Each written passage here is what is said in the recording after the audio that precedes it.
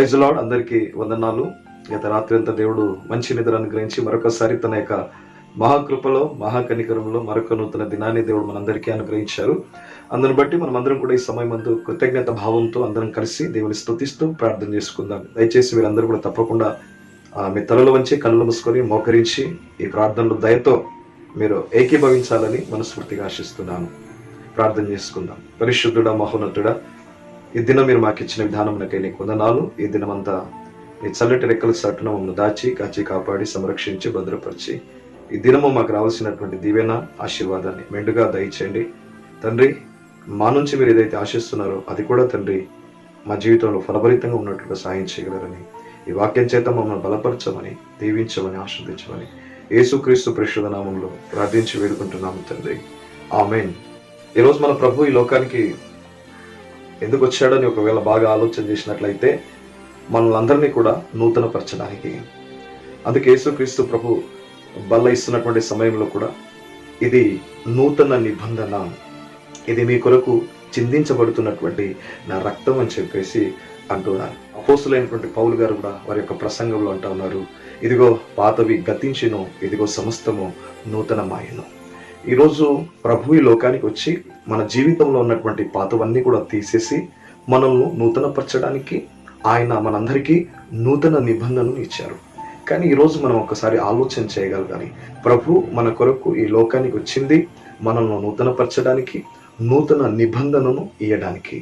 మరి మన జీవితంలో నుంచి దేవుడు నూతనమైనటువంటి స్వభావము, నూతనమైనటువంటి ఆలోచన, నూతనమైనటువంటి విధానం మన నుంచి దేవుడు ఎంతగానో కోరుకొని పరలోకమును వీడి పాతదంతా తీసేసి మనల్ని నూతనపరచడానికి, నూతన పరచుటకు ఆయన నూతన నిబంధనను దేవుడు మనందరికి ఇచ్చారు. మరి మన జీవితంలో మనము ఈరోజు నూతనమైనటువంటి జీవితం కలిగి ఉన్నామా లేదా అనేది ప్రతి ఒక్కరు కూడా ఆలోచించగలగాలి. ఈ వాక్యం వీక్షిస్తున్నటువంటి మీలో ఒకవేళ క్రీస్తు రక్తం చేత కడగబడినటువంటి వారిగా ఉన్నట్లయితే ఈరోజు మీరు నూతనమైనటువంటి స్వభావం కలిగి, నూతనమైనటువంటి ఆలోచన కలిగి, నూతనంగా మీరు ఒకవేళ జీవిస్తున్నారా లేదా అనేది ఒకసారి మిమ్మల్ని మీరు పరీక్షించుకోవాల్సినటువంటి అవసరత ఎంతో ఉంది. క్రీస్తు రక్తంతో కడగబడినప్పటికీ, ప్రభు బలలో పాల్గొంటున్నప్పటికీ, దేవుని పిల్లలుగా మీరు పిలువబడుతున్నప్పటికీ మీ జీవితంలో నూతన స్వభావం, నూతన ఆలోచన, నూతన నిబంధనకు సంబంధించినటువంటి జీవితం ఒకవేళ మీరు కలిగి లేని వారిగా ఉన్నట్లయితే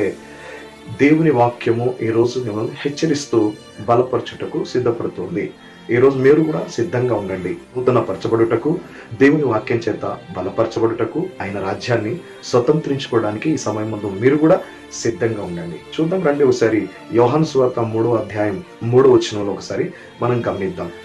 నికోదేము అనేటటువంటి ఒక అధికారి యేసుక్రీస్తు ప్రభు దగ్గరికి వచ్చి ప్రభు గురించి చాలా గొప్పగా మాట్లాడుతున్నారు, ప్రభును చాలా పొగుడుతున్నారు. దేవుడు బయలుపరిస్తేనే కానీ, దేవుడు పంపిస్తేనే కానీ, దేవుడు అనుకుంటేనే కానీ ఇలాంటి అద్భుత కార్యాలు మీ ద్వారా జరగవు. మీరు నిజంగా దేవుని చేత పంపబడినటువంటి వారు, మీరే దైవములు అన్నట్టుగా మాట్లాడుతూ వస్తున్నటువంటి సమయంలో ఆ వ్యక్తితో ప్రభు మాట్లాడినటువంటి మాట ఏంటి తెలుసా?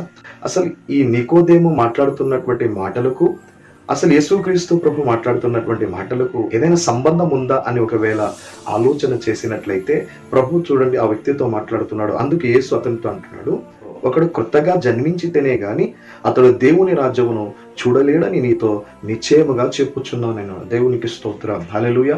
ఒకడు కొత్తగా జన్మిస్తేనే గాని అతడు దేవుని రాజ్యాన్ని స్వతంత్రించుకోరని చెప్పేసి ఎవరితో అంటున్నారు తెలుసా?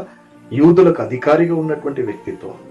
ఒకడు నీటి మూలంగా, ఆత్మ మూలంగా జన్మిస్తేనే గాని అతడు దేవుని రాజ్యాన్ని స్వతంత్రించుకోలేరు అని చెప్పేసి చాలా స్పష్టంగా దేవుడు అతనితో చెప్తున్నాడు.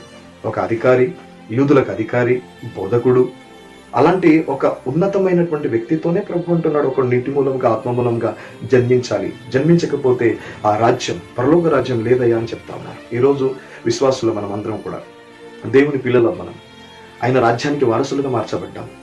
మరలా మనము కుక్కతన వాంతికి తిరిగినట్టు, కడగబడినటువంటి పంది ఒకవేళ బురజలు పొరిలినట్టు ఒకవేళ మన జీవితం పాతదిగా ఉండి నూతనపరచబడి మరలా పాత రోత జీవితంలోనికి మనం వెళ్తున్నటువంటి వారికి ఉన్నట్లయితే ఈరోజు మనకు దేవుని రాజ్యంలో ఉండే అవకాశం మనకుందా అని ఒకవేళ ఆలోచన చేసినట్లయితే దేవుని బిడ్డలారా, ఈరోజు మనల్ని మనం నూతన పరచుకోవాల్సినటువంటి అవసరత ఎంతో ఉంది. అన్నాడు నికోదేము యూదులకు అధికారిగా ఉన్నాడు, బోధకుడిగా ఉన్నాడు. అలాంటి వ్యక్తితో ప్రభు అంటున్నారు, ఒకడు కొత్తగా జన్మించితేనే గాని అతడు దేవుని రాజ్యానికి పాత్రుడు కాడు. నీటి మూలంగా ఆత్మ మూలముగా జన్మించాలి అని అన్నాడు. ఈరోజు మనం నీటి మూలంగా జన్మించిన వారిగా ఉన్నాం, బాప్తిసం తీసుకున్నాం, పరిశుద్ధాత్మతో నింపబడిన వారిగా ఉన్నామా? పరిశుద్ధాత్మ దేవుని కార్యాలు మన జీవితంలో జరుగుతున్నాయా? పరిశుద్ధాత్మ దేవుని కలిగి మనం దేవుని ఆరాధించగలుగుతున్నామా అని ఒకవేళ ఆలోచన చేసినట్లయితే, పరిశుద్ధాత్మ దేవుడు మనలో నివాసం చేయడానికి వచ్చారు. ఆయన మనల్ని సరి చేయడానికి వచ్చారు, మన పాత రోత జీవితాన్ని తీసివేయడానికి వచ్చారు, మనల్ని బలంగా ఈ లోకంలో ప్రభుకు సాక్షిగా నిలబెట్టడానికి వచ్చారు, ఈ లోకంలో సువార్తను మన ద్వారా అందింప చేయడానికి వచ్చారు. మనం ఆరాధిస్తున్నప్పుడు ఆ కొద్దిసేపు మనలోనికి వచ్చి తర్వాత పరిశుద్ధాత్మ దేవుడు బయటికి పోయేవారు కావాయన. పరిశుద్ధాత్మ దేవుడు మనలో నివాసం చేయడానికి వచ్చారు. ఆయన మనలో నివసించేవారు. అలాంటి పరిశుద్ధాత్మ దేవుని ఈరోజు మనం కలిగి ఉన్నామా? అందుకే బాప్తిసం ఇచ్చే యోహాన్ గారు కూడా అంటారు కదా, నేను నీళ్ళలో మీకు బాప్తిసం ఇస్తున్నాను, కానీ నా వెనక వచ్చేటటువంటి వాడు పరిశుద్ధాత్మలోను అగ్నిలోనూ మీకు బాప్తిసం ఇస్తాడు అని అన్నారు. మరి నీతి బాప్తిసం పొందినటువంటి మీరు యేసుక్రీస్తు ద్వారా, దేవుని వాక్యం ద్వారా, అగ్ని చేత మీరు బాప్తిసం పొందుకున్నారా? పరిశుద్ధాత్మతో మీరు నింపబడాలా? దేవుని ఆత్మ చేత మనం నడిపించబడినటువంటి వారిగా ఉండాలి. అలా ఒకవేళ లేమనుకోండి, దేవుని రాజ్యానికి వారసులు కామేమో. జాగ్రత్తగా ఈరోజు మనల్ని మనం పరీక్షించుకోవాల్సినటువంటి అవసరత ఎంతో ఉంది. యూదులకు అధికారి, నికోదేము బోధకుడిగా ఉన్నాడు. అలాంటి వ్యక్తితో ప్రభు అన్నాడు, ఒకడు నీటి మూలంగాను ఆత్మ మూలంగాను జన్మిస్తేనే గాని అతడు దేవుని రాజ్యంలో ప్రవేశించలేడు అని అన్నాడు. ఈరోజు మీరు మామూలు బాప్తిసం తీసేసుకొని మీరు యథావిధిగా లోకంలో పాత రోత జీవిస్తున్నటువంటి వారిగా ఉన్నట్లయితే దయచేసి ఈ సమయం నందు ఈ వాక్యం ద్వారా మిమ్మల్ని మీరు సరిచేసుకోండి. ఇప్పుడే మీ పాత రోత జీవితం అంతా కూడా పెంట కుప్పలో పడవేసి పరిశుద్ధ గ్రంథాన్ని ముందు పెట్టుకొని, అయ్యా నన్ను నేను ఏ విధంగా నూతన పరుచుకోవాలని చెప్పి దేవుని వాక్యమని అద్దం ముందు నిలవబడి మన జీవితం అంతా కూడా పరీక్షించుకొని మనల్ని మనం సరిచేసుకొని ఈ లోకంలో జ్యోతిల వలె వెలుగునట్లుగా మనం అందరం కూడా మన జీవితాన్ని సరి చేసుకుందాం.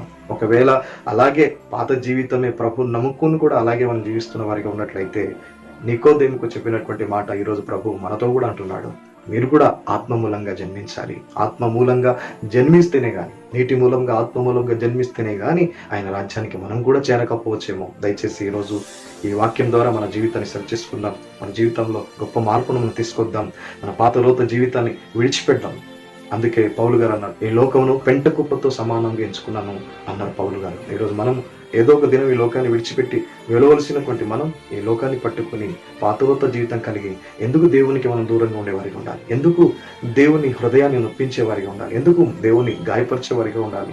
ఎప్పుడే మన జీవితాన్ని మార్చుకుందాం, ఎప్పుడే మనం నూతన పరచబడదాం, ఎప్పుడే నూతన జీవితాన్ని మనం కలిగి ఉందాం. ఇదిగో మన జీవితంలో ఉన్న ఈ పాతవన్నీ కూడా యేసుక్రీస్తు నామంలో దూరం అయిపోను గాక. ఎప్పుడే మనలో నూతన స్వభావం, నూతన ఆత్మ, నూతన నడిపింపు దేవుడు మనకు అనుగ్రహించును గాక. Thank you, God bless you. ఈ వాక్యం దేవుడు మన అందరి వెనుకల్లో దీవించి ఆస్వాదించును గాక. ప్రార్థన చేసుకుందాం. పరిశుద్ధుడ మహోన్నతుడ నీకు వందనాలు, స్తోత్రాలు చెల్లిస్తున్నాం తండ్రి. అవును నాయన, నికోదేము ఒక అధికారి ప్రభువా, యూదులకు అధికారి, బోధకుడు.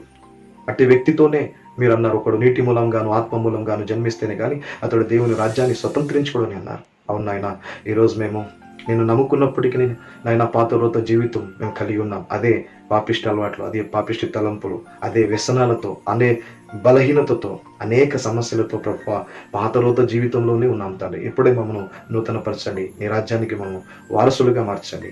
ఈ వాక్యం వీక్షిస్తున్న ప్రతి వారికి నూతన జీవితం దయచేయమని, పాతవన్నీ కూడా తీసివేయమని యేసు క్రీస్తు పరిశుద్ధ నామంలో ప్రార్థించి వేడుకుంటున్నాము తండ్రి. ఆమేన్. మరి ఇంతవరకు మీరు ఈ ఛానల్ ఒకవేళ సబ్స్క్రైబ్ చేసుకోలేని వారిగా ఉన్నట్లయితే దయచేసి సబ్స్క్రైబ్ చేయండి. వింటున్నటువంటి వాక్యాన్ని అనేకులకు వినిపించండి. మీ ద్వారా అనేకులు వెలుగులోనికి వచ్చినట్లుగా, మిమ్మల్ని దర్శించిన వాక్యం ఎదటి వారిని కూడా దర్శించినట్లుగా దయచేసి ఈ వాక్యాన్ని అనేకులకు మీరు షేర్ చేయగలరని నా మనవి. మీ అందరికీ వందనాలు. దేవుడు నన్ను దీవించి ఆశీర్వదించును గాక. Thank you. God bless you.